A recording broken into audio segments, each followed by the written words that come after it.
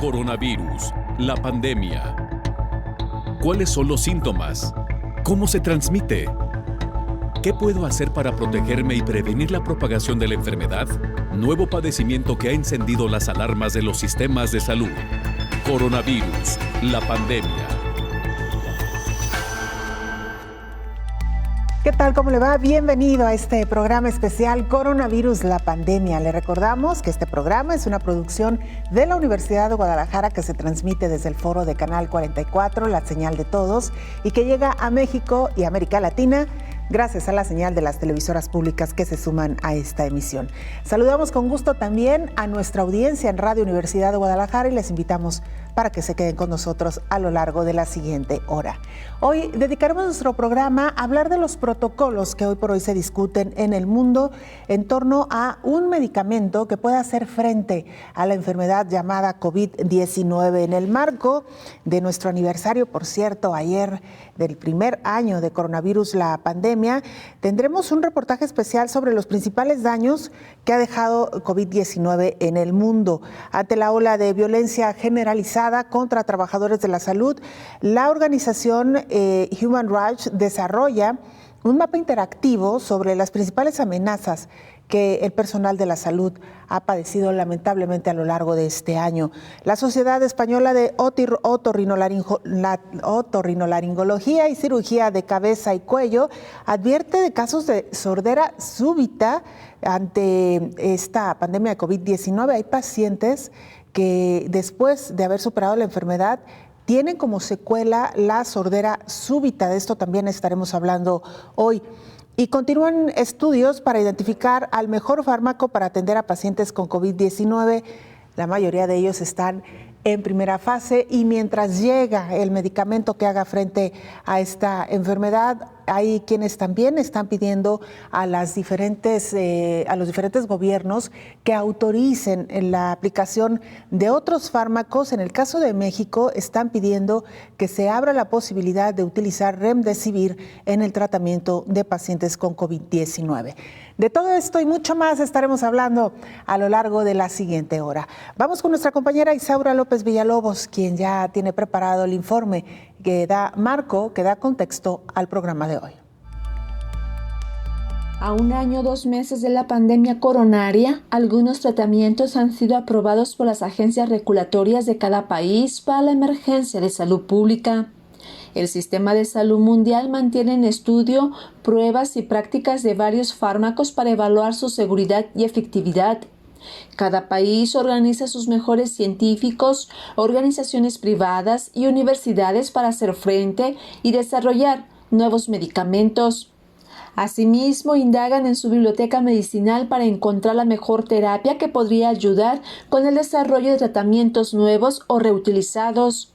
El Remdesivir de Gilead fue el primer tratamiento de COVID-19 aprobado por la FDA en Estados Unidos y la dexametasona para el tratamiento de casos de adultos que requieren asistencia respiratoria. Hoy en día es una necesidad urgente tener múltiples enfoques terapéuticos para ayudar a prevenir las consecuencias de la COVID-19. Un reporte reciente de la farmacéutica GSK informa que en colaboración con Vir Biotechnology trabajan en el desarrollo de un tratamiento con el nombre de Vir 7831 para pacientes con COVID-19 y podría funcionar contra nuevas variantes del virus. Vir 7831 es un anticuerpo monoclonal completamente humano, específico contra el virus SARS-CoV-2, se une a la proteína Spike-S del virus y presenta un modo de acción dual. Neutraliza SARS-CoV-2, bloqueando el virus para interactuar células huéspedes y destruye las células ya infectadas. Actualmente se encuentra en ensayo clínico de fase 3. Los resultados estarían listos a mediados de marzo, de acuerdo al informe proporcionado. En México también se prepara un estudio denominado FINTASE con 2 moléculas existentes en el mercado. Está en fase 2A. Un reporte del Departamento de Farmacología Molecular y Clínica de la Universidad de Liverpool, Reino Unido, asegura que los tratamientos combinados tienen mayores probabilidades de ser exitosos. Los fármacos en estudio analizan el comportamiento de la enfermedad por SARS-CoV-2, una de tipo viral, cuando el virus se replica e invade los tejidos del paciente, y la segunda, la inflamatoria, que implica daño masivo a los pulmones y colapso respiratorio, en la que muchos pacientes terminan con ventilación asistida, de la cual pocos se recuperan.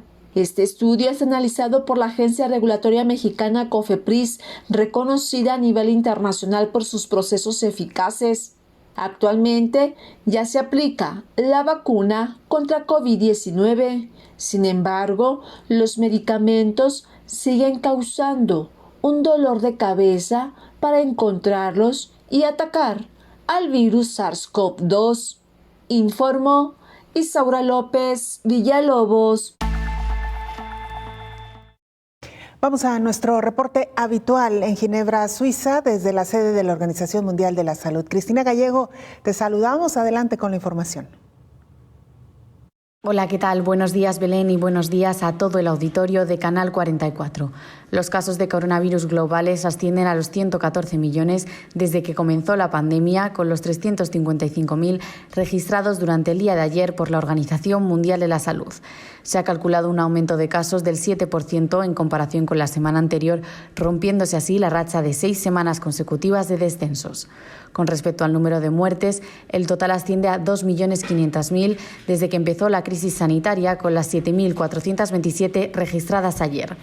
El director general de la Organización Mundial de la Salud, Tedros Adhanom Ghebreyesus, ha atribuido esta subida a que algunas sociedades han bajado la guardia frente al virus. Se trata de una tendencia decepcionante, pero no sorprendente, según el director general, quien ha indicado que la gráfica ascendente se repite en Europa, América, Oriente Medio y el sur de Asia, siendo África y Asia Oriental las únicas excepciones. En un tono más optimista, Tedros adelantó que 237 millones de dosis de vacunas anti-COVID serán enviadas a 142 países hasta finales de mayo como parte del programa COVAX para garantizar una distribución equitativa de la inmunización. De ellos, 11 millones se entregarán esta misma semana, añadió el experto etíope. De acuerdo con la lista de distribución publicada por Gavi, 18 países latinoamericanos recibirán 26 millones de vacunas, principalmente de AstraZeneca, entre marzo y mayo. Colombia, que este lunes fue el primer país de la región al que llegó un lote de estas vacunas, recibirá más de 2 millones de dosis de aquí a mayo. Sin embargo, los países de América Latina que más vacunas conseguirán mediante este programa serán Brasil, 9,1 millones, y México, 5,5 millones. Aunque el director general de la Organización Mundial de la Salud celebró este primer paso, aseguró que es lamentable que la vacunación llegue 3 meses después de que las administraciones de dosis comenzaran en los países más ricos. Con respecto al fin de la pandemia, el director de Emergencias Sanitarias de la Organización Mundial de la Salud, Mike Ryan, ha considerado prematuro y poco realista predecir que la COVID-19 estará erradicada en 2022, aunque ha indicado que sí espera que para entonces haya dejado de provocar muertes y casos graves. Reportó desde Ginebra Cristina Gallego para el programa Coronavirus, la pandemia. Le contábamos que en el marco del primer aniversario de Coronavirus, la pandemia, hemos hecho un recuento de lo que ha pasado a lo largo de los últimos 12 meses en medio de este programa, en que le hemos contado la crónica día a día, minuto a minuto, de lo que ha ocurrido en el mundo. Nuestra compañera Rocío López Fonseca nos presenta el siguiente recuento. La llegada de la COVID al mundo transformó la vida completamente. Cambió de raíz la forma de aprender, de ir a la escuela, de hacer negocios, de convivir, de celebrar. Pero también trajo consigo crisis humanitaria, económica, desempleo, crisis mental, ambiental y también la manera de hacer medicina, al impulsar de una buena vez el uso de la telemedicina y el desarrollo científico como la creación de la vacuna para atacar este virus. Sin embargo, también vino a sacudir los sistemas de salud de todo el mundo y colocar a las enfermedades crónico-degenerativas al final de la lista de las prioridades de atención. Cirugías selectivas por diferentes causas, no solo estéticas o reconstructivas, sino incluso hasta de vida o muerte, como el cáncer, tuvieron que ser suspendidas para poder dar paso a la atención de pacientes con COVID. además de que los protocolos para la realización de cirugías registró modificaciones y aplazamientos, a pesar de que con ello la vida de miles de personas se ha perdido en todo el mundo. Y para muestra un botón, los trasplantes de órganos y tejidos, lamenta el presidente de la asociación ALE, que apoya los trasplantes en el país, Carlos Castro Sánchez. Y aunque se intentaron retomar en algún momento antes de que terminara el 2020, no se pudo debido al incremento desmedido de casos de COVID que se registró en todo el mundo luego de las fiestas decembrinas. Lo que sí se abrió a finales del mes de octubre fueron los hospitales privados. A los hospitales privados ya se les dio autorización para trasplantar y es ahí donde ya estamos viendo un poquito más de actividad. Pero yo le puedo decir que las cifras que tenemos nosotros al día de hoy es que nomás llevamos, salvo los 23 que se hicieron en enero, febrero y marzo, después de marzo llevamos solamente 18. De estos, 16 han sido en hospitales privados. Otras áreas que se han visto fuertemente afectadas por priorizar la atención a COVID son las atenciones a personas con cáncer. Se han postergado cirugías y hasta algunos tratamientos, informó Rocío López Fonseca. La Sociedad Española de Otorrinolaringología y Cirugía de Cabeza y Cuello alertó de 2 casos de sordera súbita relacionados con COVID-19, ya que podría tratarse de una complicación excepcional por posibles efectos del COVID sobre el nervio auditivo. En el mundo se ha identificado una docena de casos de sordera súbita en pacientes con COVID-19. Se desconoce si la incidencia podría ser mucho mayor. En España, otorrinos iniciaron un estudio para registrar los casos relacionados con el virus en España. El virus puede afectar a múltiples órganos, incluyendo el sistema nervioso central y periférico. La doctora María José Lavilla, presidente de la Comisión de Audiología de la Sociedad Española de Otorrinolaringología, menciona que al liberar citoxinas puede inducir daño auditivo, endotelitis y afectación de la función microcirculatoria. Además, el coronavirus puede invadir el nervio coclear, causando una neuritis o afectar los tejidos blandos de la cóclea, causando cocleitis. Por otro lado, la infección se ha asociado con complicaciones trombóticas, tanto arteriales como venosas, y que podrían contribuir al desarrollo de hipoacusia neurosensorial en algunos casos. La sordera súbita presenta una gran variabilidad entre diferentes países, así como una incidencia relativamente baja, con menos de un caso por cada 1,000 habitantes cada año. Los expertos concluyen que los casos de sordera causados por coronavirus se dan con carácter excepcional. La mitad eran mujeres y no se ha encontrado relación entre la aparición de la sordera súbita y la gravedad de COVID-19. En vísperas del Día Mundial del Cuidado del Oído y la Audición, la Sociedad Española de Otorrinolaringología y Cirugía de Cabeza y Cuello ha puesto en marcha un estudio retrospectivo y prospectivo para registrar los casos de sordera súbita relacionados con el virus SARS-CoV-2 detectados en España entre el 2020 y 2021. Y mire, crearon un mapa interactivo para visualizar las principales amenazas en contra de personales de la salud. La organización Physicians for Human Rights dio a conocer un mapa interactivo que destaca 1,172 ataques y amenazas contra los trabajadores de la salud, instalaciones y el transporte en todo el mundo durante 2020, ya que la pandemia llevó los sistemas de salud a sus límites y provocó una violencia generalizada contra los trabajadores del sector en primera línea. Unos 412 de estos 1,172 incidentes están directamente relacionados con la pandemia de COVID-19 y las medidas de respuesta, como el incendio en instalaciones de las pruebas de COVID, el ataque a los trabajadores de la salud cuando regresaban a casa desde las clínicas y las respuestas violentas a los requisitos de usar mascarillas. Los trabajadores del sector han sido elogiados con razón como héroes durante la pandemia de COVID-19, pero en todo el mundo soportaron niveles inquietantes de amenazas y violencia de parte de los individuos, pero también de gobiernos, milicias y policías, dijo Cristina Wille, directora de Insecurity Insight, quien lideró en el desarrollo del mapa. Durante la pandemia, las enfermeras, los médicos y otros trabajadores de la salud fueron amenazados, golpeados, agredidos con piedras o líquidos calientes o despedidos de sus trabajos por expresar su preocupación por la seguridad. El mapa muestra que la violencia y la intimidación contra la atención médica fue una verdadera crisis mundial en 2020, que afectó a 79 países. Los gobiernos, las organizaciones internacionales, los proveedores de atención médica y las comunidades deben intensificar la protección de los trabajadores de salud que han protegido a todos durante la pandemia de COVID-19, informó Elizabeth Ortiz. Hacemos nuestra primera pausa, regresamos con mucho más a Coronavirus, la pandemia.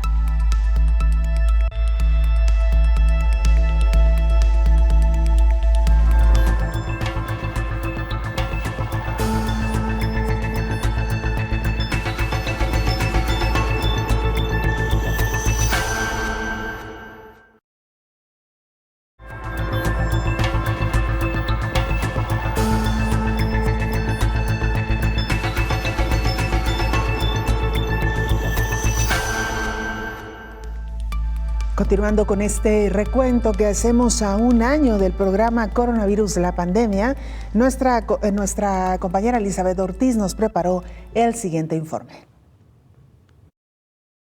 Países de ingresos bajos y medios como los que se encuentran en América Latina y el Caribe realizan ensayos clínicos en la búsqueda de tratamientos contra la COVID-19.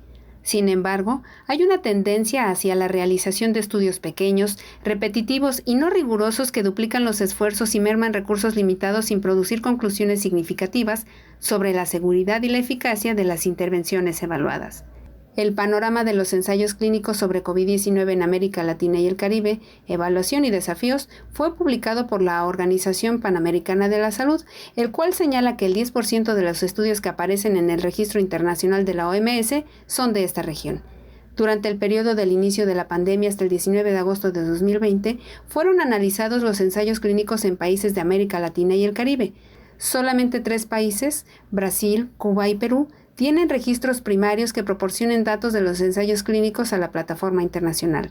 Los investigadores, entre ellos Carla Sainz, asesora regional en bioética de la OPS en Washington, identificaron 285 estudios al hacer una búsqueda en los 47 países y territorios de la región. Brasil encabeza con 71, México registró 52 y Argentina 24 en el periodo del estudio. 79 están registrados como estudios observacionales. 206 son estudios de intervención. 75% de los estudios son de Brasil, México y Argentina. 18% son trabajos de varios países. 87% de los ensayos están centrados en el tratamiento de la COVID-19. 98 son de distintas terapias y vacunas potenciales que se están probando en las Américas. No hubo iniciativa regional colaborativa registrada. Hay 2 ensayos globales. El primero es Solidaridad, a cargo de la OMS en 5 países. Los investigadores notaron que muchos países están probando las mismas intervenciones en múltiples ensayos. Por ejemplo, hay 27 estudios de un solo país analizando plasma convaleciente en la región, y la mayoría de ellos tienen tamaños de muestra pequeños de menos de 100 personas. Otro ejemplo es México, que tiene 7 estudios de plasma, pero entre todos suman a 281 participantes. De los 26 estudios en marcha sobre hidroxicloroquina en el periodo de análisis, 14 se realizaban en Brasil. En cuanto al diseño, un número significativo de ensayos clínicos identificados tiene tamaños de muestra muy pequeños y ningún tipo de control. Por lo tanto, no son capaces de producir pruebas sólidas sobre seguridad y eficacia de las intervenciones que se están probando.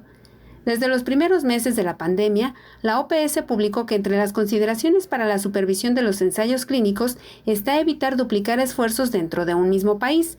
La experiencia de brotes anteriores indica que los esfuerzos durante las epidemias deben centrarse en ensayos controlados aleatorios, diseñados con un gran número de participantes para producir evidencia sólida rápidamente, advierte la OPS. En contraste, en América Latina hay una falta de estudios multicéntricos a nivel nacional que puede revelar debilidades en colaboración. Además, persisten los ensayos en probar principalmente intervenciones que son potencialmente dañinas, muestran una baja tasa de éxito o han demostrado ser inútiles, como sucedió con la hidroxicloroquina y acitromicina, informó Elizabeth Ortiz.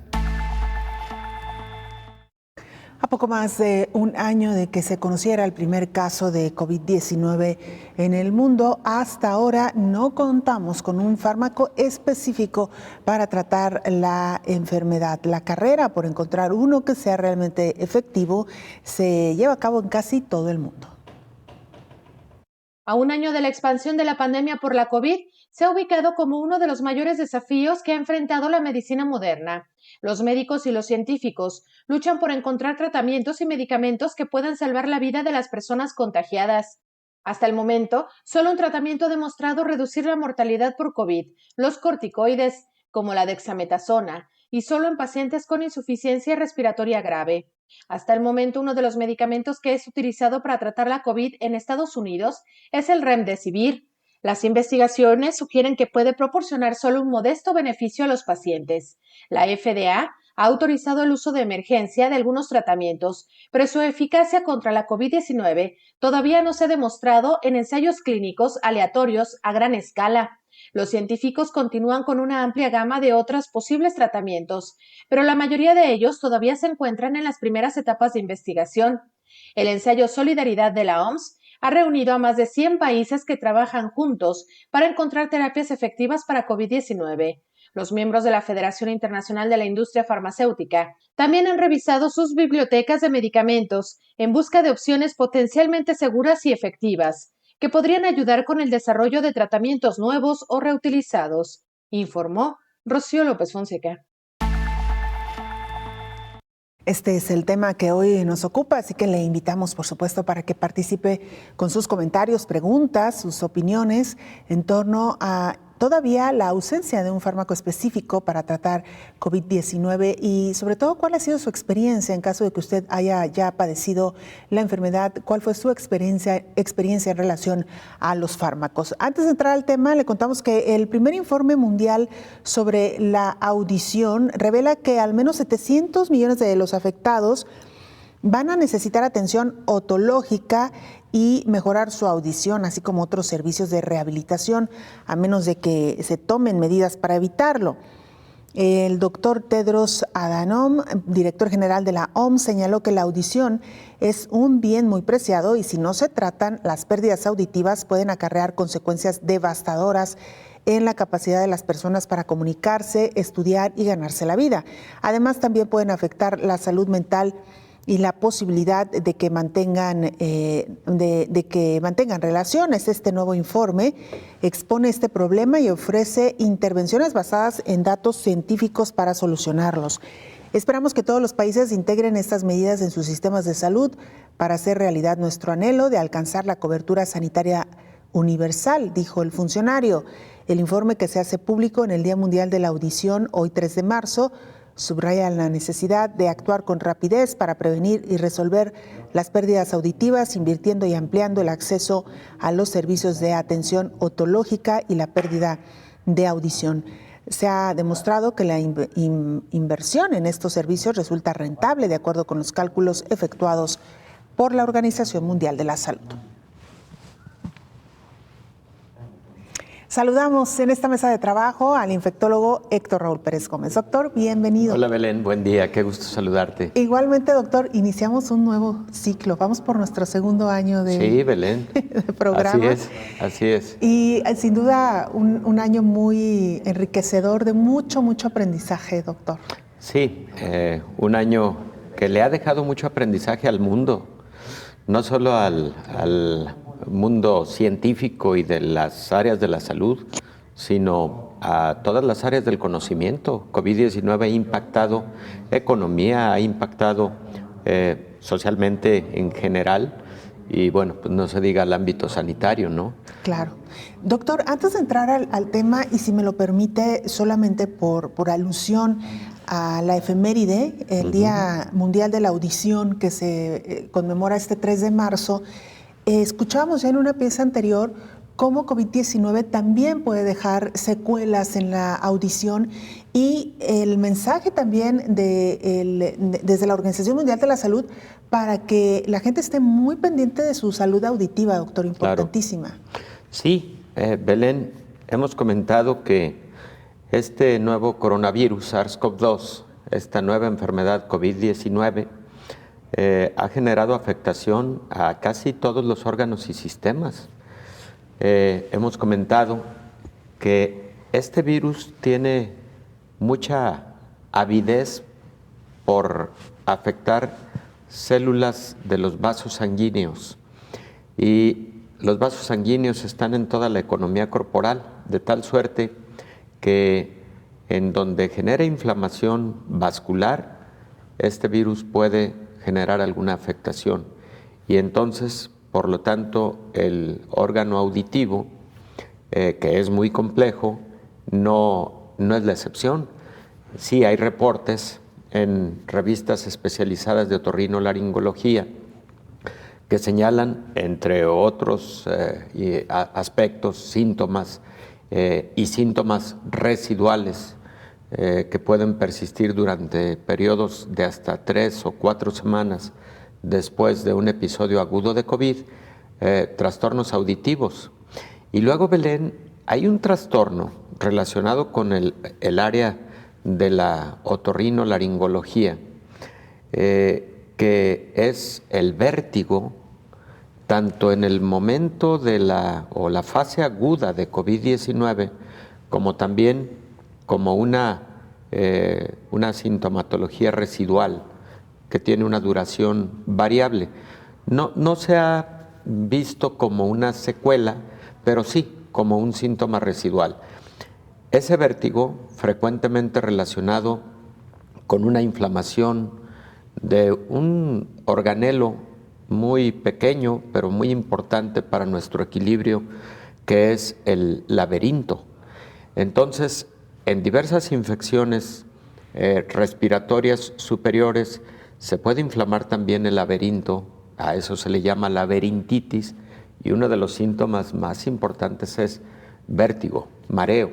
Entonces, esto lo hemos visto también con COVID y hemos visto también trastornos auditivos. Me parece muy importante el mensaje de Tedros Adhanom, el director general de la Organización Mundial de la Salud, en relación a que estemos atentos también a estos síntomas, tanto los médicos como los propios pacientes, para atender oportunamente.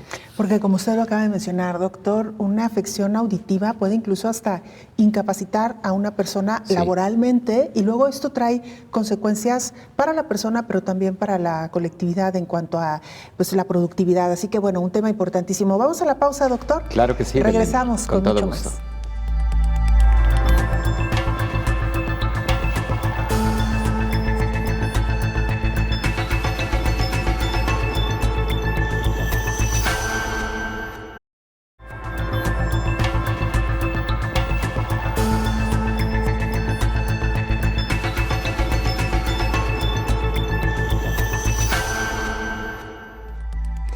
Continuamos con más en este programa especial de Coronavirus, la pandemia. Vamos ahora con Eduardo Rivas, corresponsal de la agencia EFE en México. Eduardo, te saludamos. Adelante con la información. Hola, ¿qué tal? Buenos días, Belén. Buenos días a todo el auditorio de Canal 44. México llega al primer aniversario de la pandemia de COVID con 2 millones de contagios oficiales y casi 200.000 muertos. Eso lo sitúa como el tercer país con más fallecidos del mundo, solo por detrás de Estados Unidos y de Brasil, y eso a pesar de que los datos oficiales han generado suspicacias desde el principio, pues México es de los países que menos pruebas realiza. Para intentar frenar el virus, el gobierno ordenó cerrar la economía no esencial en abril y mayo del año pasado, pero a diferencia de otros países no se confinó a la población en sus casas para no afectar a los millones de personas dedicadas a la economía informal. Actualmente México vive una fase de leve descenso de los contagios tras el pico de finales de enero, que sitúa a los hospitales de la capital al borde de la saturación. Durante este año han enfermado destacadas personalidades como el presidente Andrés Manuel López Obrador, reacio a usar el cubrebocas. También el estratega del gobierno contra la pandemia, Hugo López-Gatell, y el multimillonario Carlos Slim. Otras, sin embargo, no han resistido al virus, como el cantautor Armando Manzanero, fallecido en diciembre del año pasado. Además de la salud, el coronavirus ha impactado al bolsillo de los mexicanos. Según datos oficiales, la economía cayó un 8.3% en 2020 y analistas apuntan a que 12 millones de personas fueron arrastradas a la pobreza. Los empresarios, por su parte, han criticado al gobierno por no aumentar el gasto público para dinamizar de nuevo la economía. Ante todo esto, la esperanza está puesta ahora en las vacunas contra la COVID. México, con 126 millones de habitantes, fue el primer país latinoamericano en comenzar a suministrar la vacuna y tras varios retrasos ya ha retomado las inmunizaciones. Hasta el momento se han suministrado 2 millones de dosis. El país, que ha precomprado dosis de Pfizer, AstraZeneca, CanSino, Sputnik y Sinovac, prevé haber vacunado en abril a los 15 millones de adultos mayores de 60 años. Aunque existe cierta preocupación en la comunidad científica luego de detectarse en México las variantes sudafricana y brasileña del coronavirus. Faltan estudios todavía para verificar la eficacia de las vacunas frente a estas variantes. Reportó desde México para el programa Coronavirus la Pandemia, Eduardo Rivas. Muchas gracias, Eduardo, por este recuento de lo que ha sido el primer año de COVID-19 en México. Doctor Héctor Raúl Pérez Gómez, infectólogo, entrando al tema que hoy nos ocupa y que tiene que ver también con este primer año en México, pero ya poco más de un año en el mundo respecto a esta enfermedad, todavía no hay un fármaco, doctor, que haga frente a COVID-19. Efectivamente, Belén. Mira, el fármaco que más estudios clínicos ha reunido y que lamentablemente no ha sido lo que esperábamos es efectivamente Remdesivir. Remdesivir tiene autorización para uso en pacientes con COVID-19 en los Estados Unidos. En el caso de México se está buscando la autorización también emergente para ser utilizado de manera, diría, generalizada, pero específicamente en pacientes graves. Remdesivir es un fármaco que se desarrolló originalmente en búsqueda de tratamiento para ébola. Y Remdesivir también fue utilizado en el caso de MERS, el otro coronavirus previo al actual, que causó también alta letalidad, 35%, en Arabia Saudita en el año 2012-2013. Entonces, Remdesivir es de los fármacos así llamados de estudios de reposicionamiento, es decir, no son fármacos nuevos, sino fármacos que, habiendo tenido alguna utilidad para otras patologías, se ha venido probando para COVID-19. Los resultados con Remdesivir son, digamos, más promisorios cuando se utiliza de forma conjunta con algunos de los medicamentos que inhiben citocinas. Uno de estos medicamentos que inhiben citocinas es tocilizumab. Hemos hablado en múltiples ocasiones en esta mesa. Y hay otro inhibidor de citocinas, baricitinib, que si se utilizan de forma conjunta con Remdesivir, podrían tener entonces en pacientes graves, insisto, una utilidad, porque los ensayos clínicos mostraron lo siguiente: una reducción en el tiempo para la recuperación, una reducción en la necesidad de intubación endotraqueal y asistencia ventilatoria, y también una reducción en la mortalidad. Una reducción en estos tres factores que es modesta, comparado con la no utilización del fármaco. Y cuando decimos que es una reducción modesta, nos referimos al hecho de que no hubo tanta significancia estadística en la diferencia encontrada entre utilizarlo y no utilizarlo.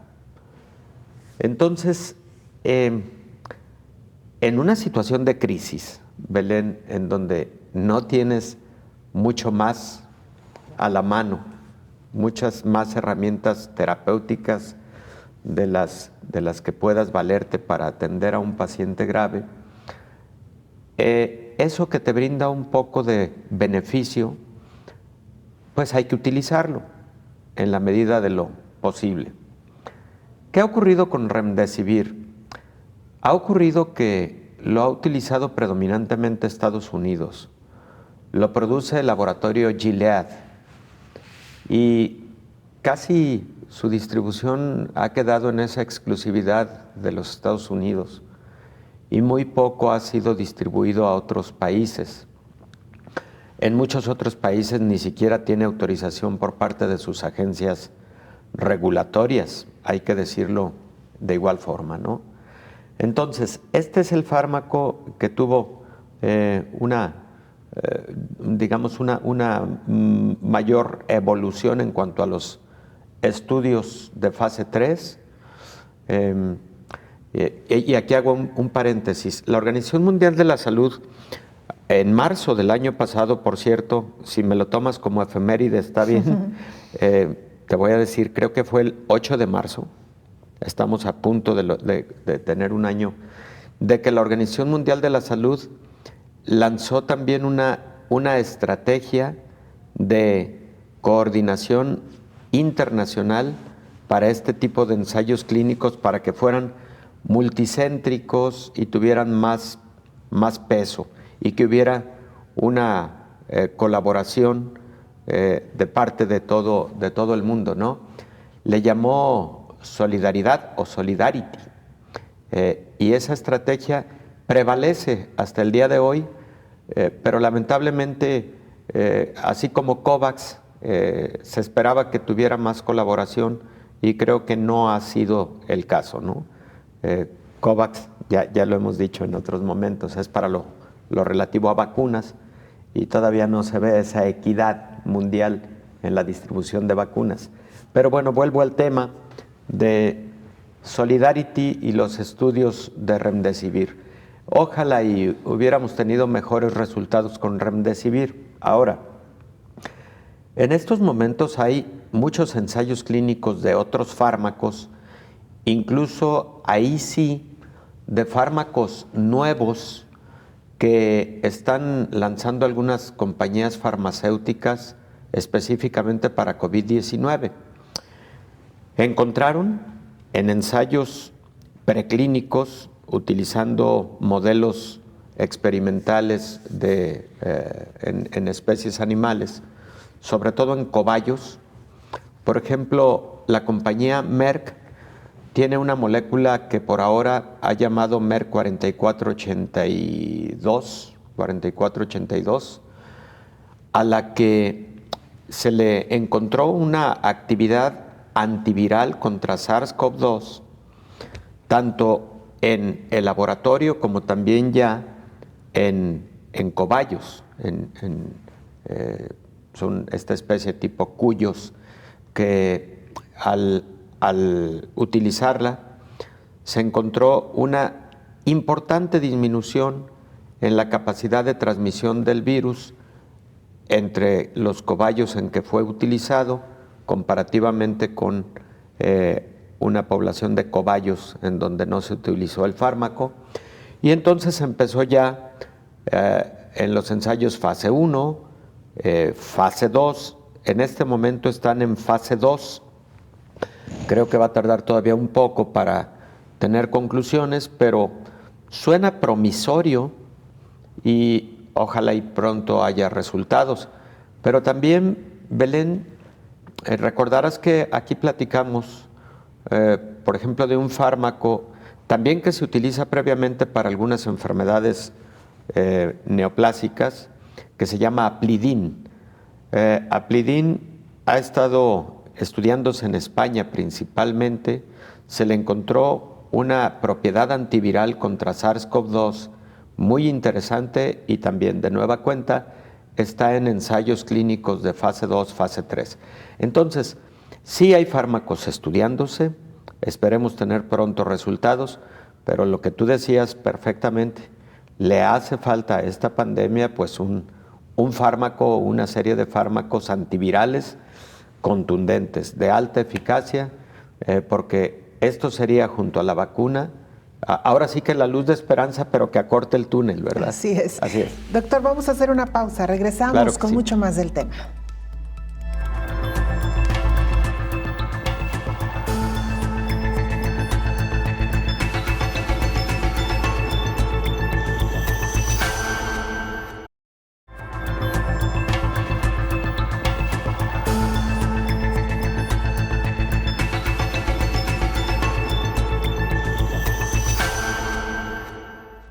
Hablábamos ya del mecanismo COVAX que pretende, o al menos en el papel pretendía distribuir de manera equitativa vacunas para el mundo.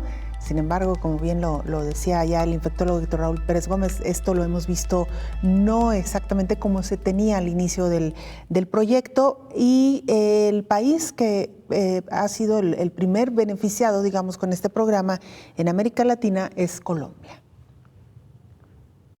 Colombia se convirtió esta semana en el primer país de la región de las Américas en recibir dosis de las vacunas COVID-19 a través del mecanismo COVAX, un paso histórico hacia el objetivo de garantizar una distribución equitativa de estas herramientas contra la enfermedad, informó la Organización Panamericana de la Salud. La entrega forma parte de la iniciativa Primera Ola, un programa piloto global para recibir anticipadamente una cantidad limitada de dosis de la vacuna de Pfizer-BioNTech dentro del total de su cuota asignada. Se espera que más dosis de esta y de las vacunas de AstraZeneca-Oxford lleguen en las próximas semanas a los 36 países participantes del mecanismo en la región. Las nuevas vacunas se sumarán a la campaña de vacunación que el gobierno de Colombia inició el 17 de febrero, con dosis de las vacunas obtenidas a partir de acuerdos bilaterales con los productores.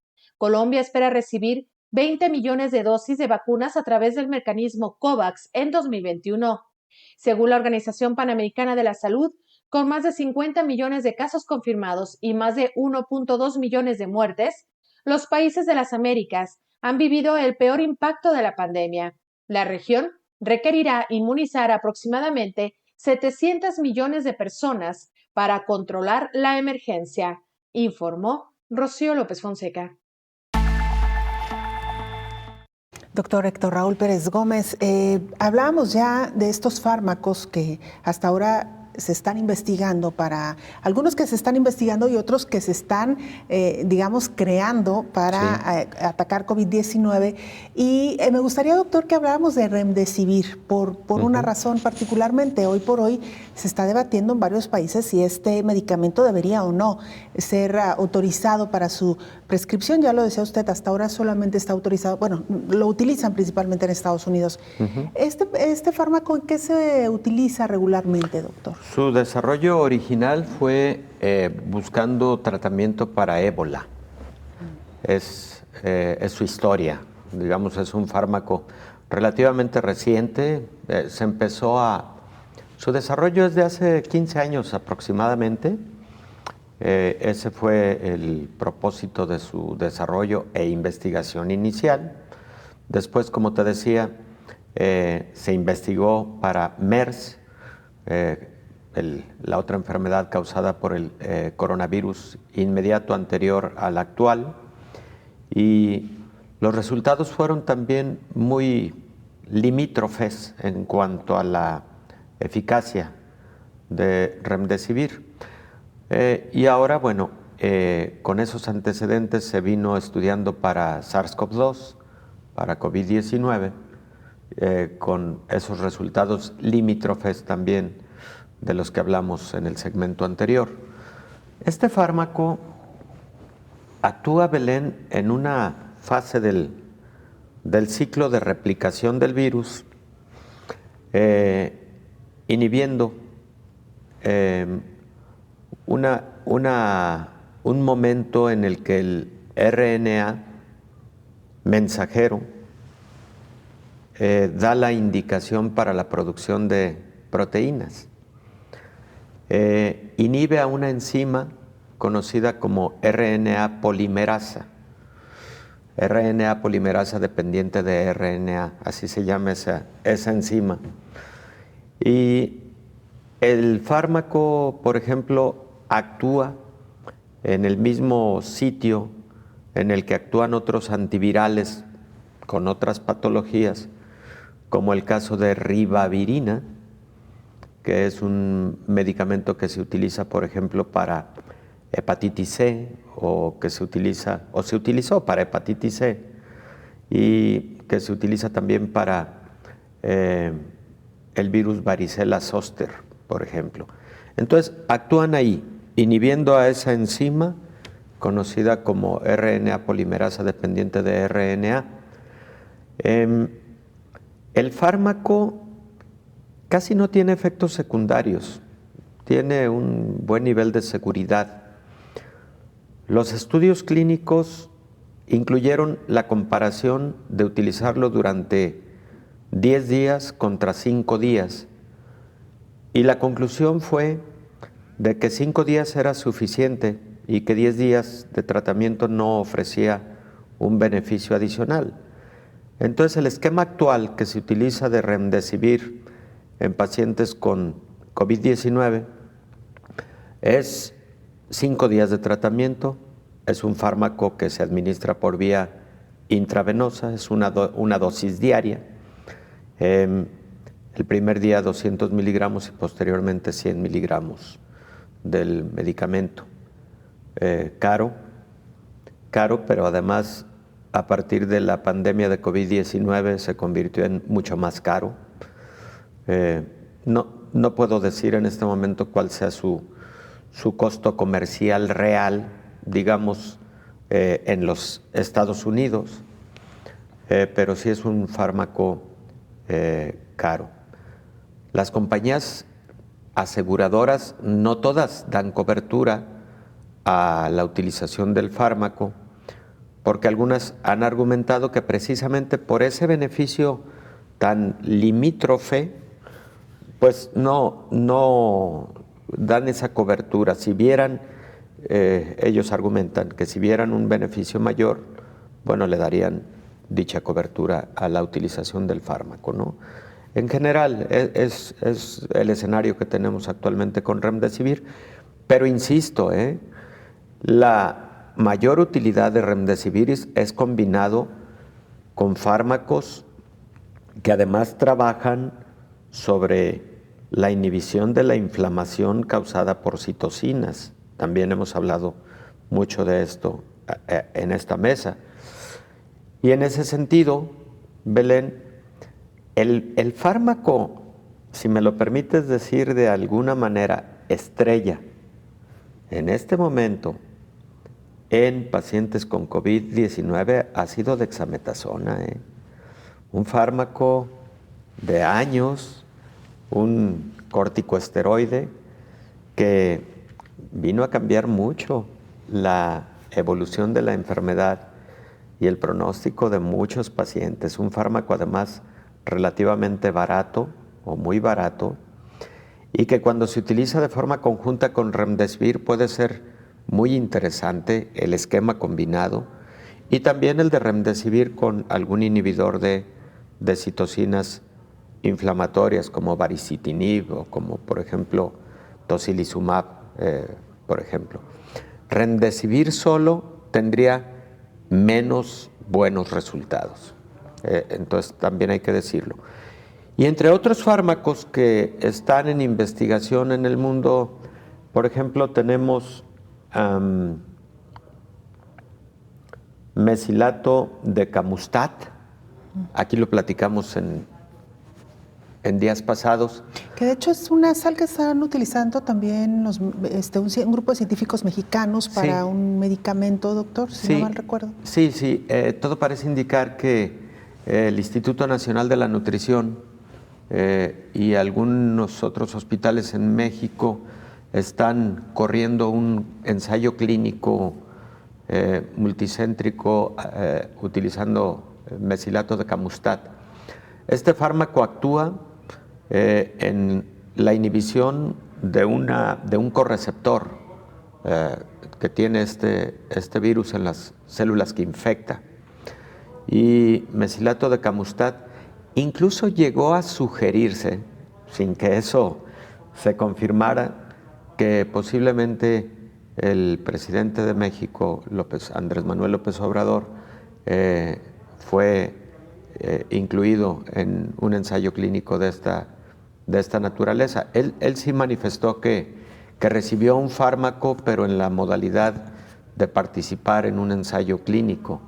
Y entonces se pensó que podría ser, sin asegurarse que era realmente lo que él recibió. Pero, por ejemplo, cuando tuvo COVID-19 Donald Trump, sí se habló también mucho de que lo que había recibido Donald Trump había sido precisamente Remdesivir, posiblemente combinado con tocilizumab. Se llegó a decir sin que fuera confirmado a través de alguna fuente oficial, ¿no? Finalmente esos datos son de alguna manera confidenciales, ¿no? Claro. Llegan al momento de la confidencialidad del paciente y su salud, ¿no? Claro. Y dexametasona, doctor, que en términos generales se empezó a emplear de manera, yo diría que temprana, ¿no, doctor? Supimos de este medicamento en los primeros meses de la pandemia. Sí, Belén. Las publicaciones y la recomendación aparecieron, te diría que desde abril del año pasado. El primer corticosteroide que se probó y se publicó con muy buenos resultados fue metilprednisolona. Después aparecieron los de dexametasona. Te diría que en este momento, de forma indistinta, se puede utilizar uno u otro con los mismos resultados, metilprednisolona o dexametasona. ¿Cuál es el beneficio de dexametasona? Pues que es un fármaco, para empezar, más barato que metilprednisolona, y segundo, que incluso puede tomarse, puede recibirse por vía oral y en algunos pacientes ambulatorios, aunque aquí hay que decir lo siguiente y hay que dejarlo muy claro ante nuestra audiencia. Estos fármacos no son de autoprescripción, deben ser prescritos por un médico. Son fármacos que sí pueden tener algunos efectos secundarios. En los pacientes con diabetes o con hipertensión, los corticosteroides deben utilizarse con mucha precaución, con mucho monitoreo, con mucha vigilancia de parte de su médico. Entonces, no vaya a utilizarlos como autoprescripción. Y además, no se utilizan en todos los pacientes de COVID. Se utilizan solamente en aquellos en donde vemos un alto nivel de inflamación, y eso lo detectamos a través de hallazgos clínicos, algunos exámenes de laboratorio, y son fármacos que se utilizan más bien para pacientes que están evolucionando un poco a la gravedad, pero no en todos los pacientes COVID. Eso debemos dejarlo claro aquí. Doctor, muy clara y muy precisa su observación, además muy oportuna para concluir este espacio, y decir también que tampoco se utilizan de manera preventiva. Muchas personas también creen que porque tomarlo ya no van a enfermar o evolucionar de manera grave. Lo ha dicho usted muy claro, bajo prescripción y vigilancia médica 100%, porque no son para todos los pacientes. Esto hay que dejarlo clarísimo. Doctor, como siempre, muchas gracias. Un gusto siempre, querida Belén. Igualmente, doctor. Gracias. Es el infectólogo Héctor Raúl Pérez Gómez. Nos vamos. Gracias por habernos acompañado. Coronavirus, la pandemia.